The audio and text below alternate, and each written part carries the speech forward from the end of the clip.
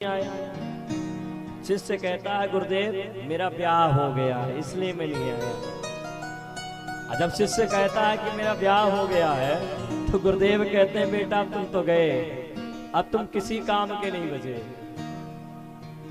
शिष्य कहता है गुरुदेव आप कैसे उल्टी सीधी बात कर रहे हैं? अरे ब्याह हुआ भाई मेरी पत्नी, अरे ब्याह हुआ भाई मेरी पत्नी बहुत बढ़िया है, इतनी बढ़िया है कि जब मैं स्नान करने जाता हूँ तो जल रख देती है, स्नान करने की सारी सामग्री रख देती है, गमछा दे देती है, बहुत ध्यान रखती है। तो गुरुजी कहते हैं बेटा तब तो तुम और काम से गए। बोले नहीं गुरुदेव आप कैसे उल्टी सीधी बात करें? अच्छा आपका ब्याह नहीं हुआ इसलिए आप ऐसे बात कर रहे हैं।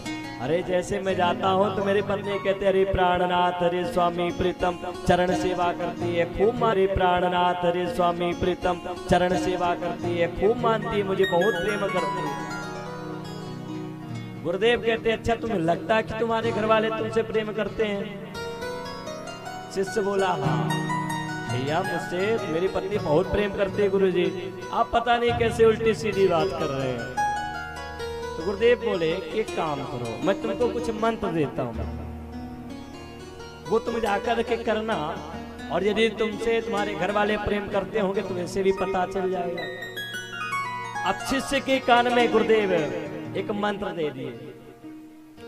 शिष्य घर गया तो पत्नी कहती अरे प्राणनाथ आप आ गए, स्वामी आ गए, क्या सेवा करूं, जल लाऊं, पंखा करूं? अब जो गुरुदेव इनको बोलने हैं अब ये तो करने वाले हैं। तो ये कहते हैं गुरुदेव ने पहले ही कहा था कि कह देना जाते ही कि मुझे खीर खाने की इच्छा है। अब ये आकर के कहते हैं कि देवी कुछ मत करो। वो आकर के बैठती है अरे चरण सेवा कर दूं स्वामी? तो ये कहते नहीं चरण सेवा भी मत करो, कुछ मत करो, एक काम करो आज मेरी खीर खाने की इच्छा है तो आप खीर बना के खिला दो मुझे। पत्नी कहती जो आज्ञा प्राण आप चिंता क्यों कर रहे हैं, अभी मैं जाकर के खीर बना करके लाती हूँ। अब देवी जी जाती हैं खीर बनाती हैं बढ़िया, उधर खीर बनाने लगती हैं। अब इधर इनको तो जो गुरुदेव ने कहा था वो करना था।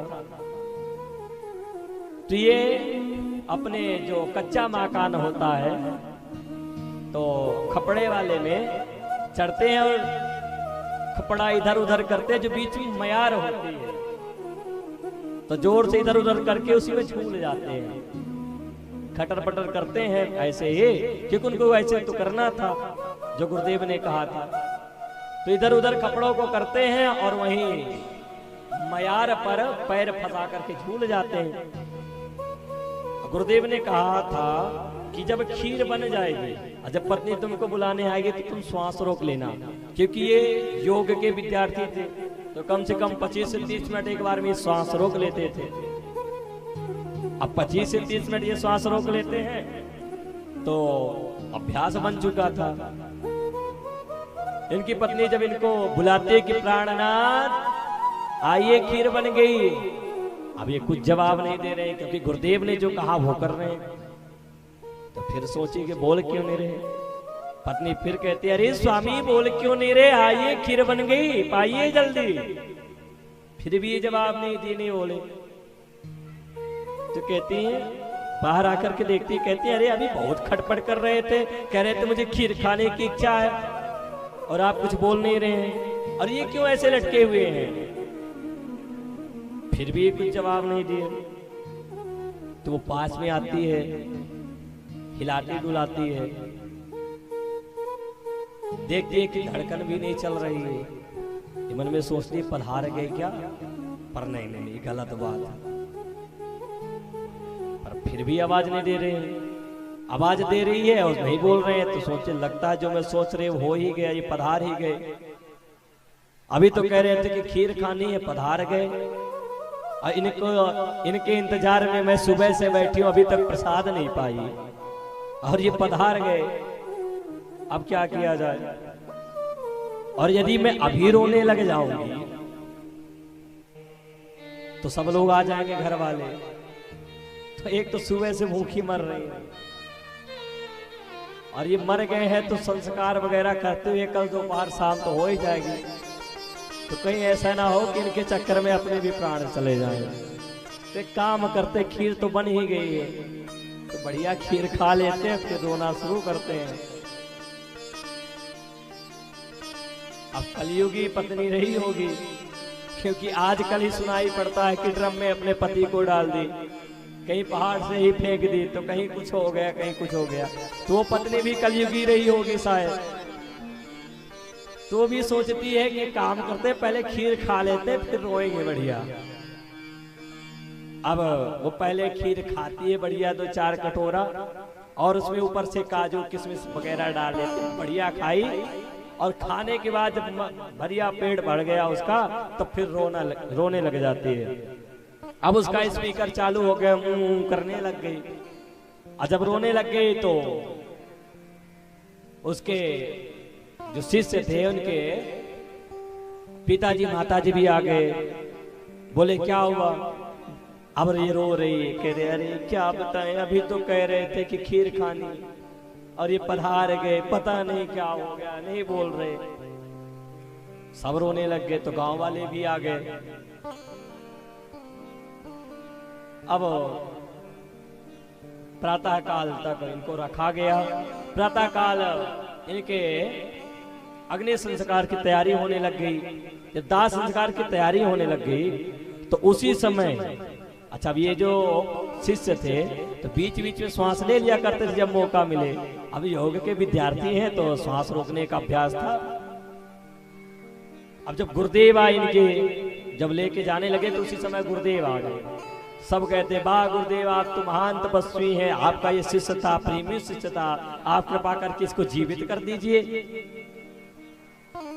जो यहाँ की माया होती है लोगों ने अपने प्रकट की।